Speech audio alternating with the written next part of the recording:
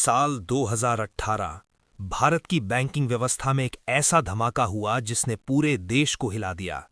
लोगों के मन में सिर्फ एक सवाल था, क्या सच में भारत के सबसे सुरक्षित बैंक से हजारों करोड़ रुपए गायब हो सकते हैं? ये कहानी है उस घोटाले की जिसने सिर्फ पैसे नहीं बल्कि भरोसा भी लूट लिया।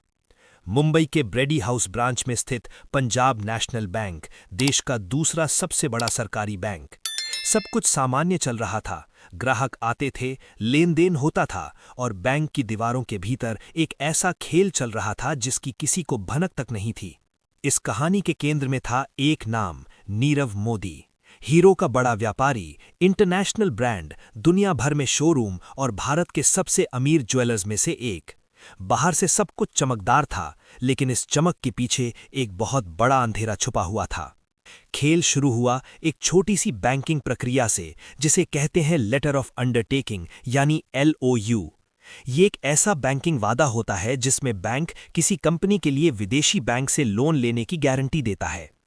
आमतौर पर इसके लिए पूरी सुरक्षा, रिकॉर्ड और सिस्टम में एंट्री जरूरी होती है, लेकिन यहां नियमों को धीरे धीरे तोड़ा जा रहा था।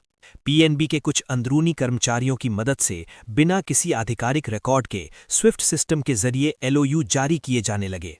स्विफ्ट एक इंटरनेशनल बैंकिंग मैसेजिंग सिस्टम है जिससे दुनिया के बैंक आपस में पैसे ट्रांसफर करते हैं। लेकिन हैरानी की बात यह थी, स्विफ्ट से मैसेज भेजे जा रहे थे पर बैंक के मुख्य सिस्टम में उनकी कोई एंट्री ही नहीं होती थी। मतलब कागजों में सब कुछ साफ था, लेकिन असल में करोड़ों का कर्ज लिया जा रहा था।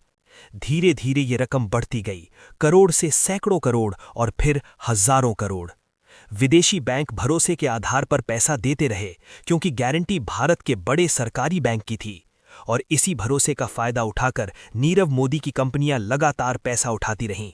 साल दर साल ये सिलसिला चलता रहा बिना किसी बड़े सवाल के। फिर आया जनवरी 2018। नीरव मोदी की कंपनी के प्रतिनिधि PNB की उसी ब्रांच में पहुंचे और एक नया LOU मांगने लगे। लेकिन इस बार बैंक के नए अधिकारियों ने कहा, पहले पुरानी गारंटी के लिए जरूरी सिक्योरिटी जमा करो। तभी पहली बार असली सच्चाई सामने आने लगी। कंपनी के लोगों ने कहा, हम तो सालों से बिना सिक्योरिटी के LOU लेते आए हैं। ये सुनते ही बैंक अधिकारियों के पैरों तले जमीन खिसक गई। जांच शुरू हुई और जो सामने आया उसने पूरे सिस्टम को हिला दिया। पता चला कि करीब 11,000 करोड़ रुपए से ज्यादा का घोटाला हो चुका था। इतनी बड़ी रकम और बैंक के मुख्य सिस्टम में उसका कोई रिकॉर्ड नहीं।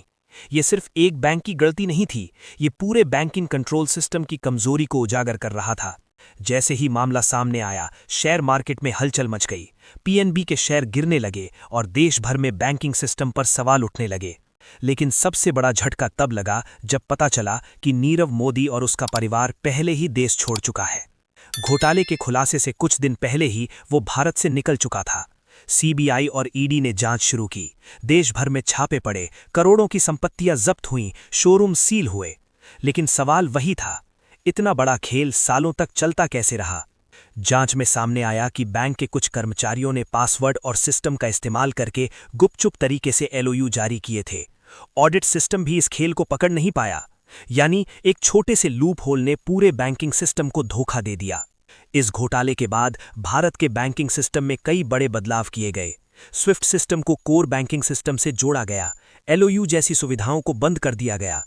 लेकिन नुकसान सिर्फ पैसों का नहीं था, सबसे बड़ा नुकसान था लोगों के भरोसे का।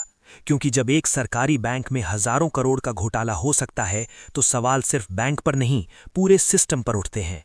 आज भी ये मामला अदालतों में चल रहा है। नीरव मोदी विदेश में गिरफ्तार हुआ और भारत उसे वापस लाने की कोशिश कर रहा है। लेकिन इस कहानी की असली सीख कहीं ज्यादा गहरी है।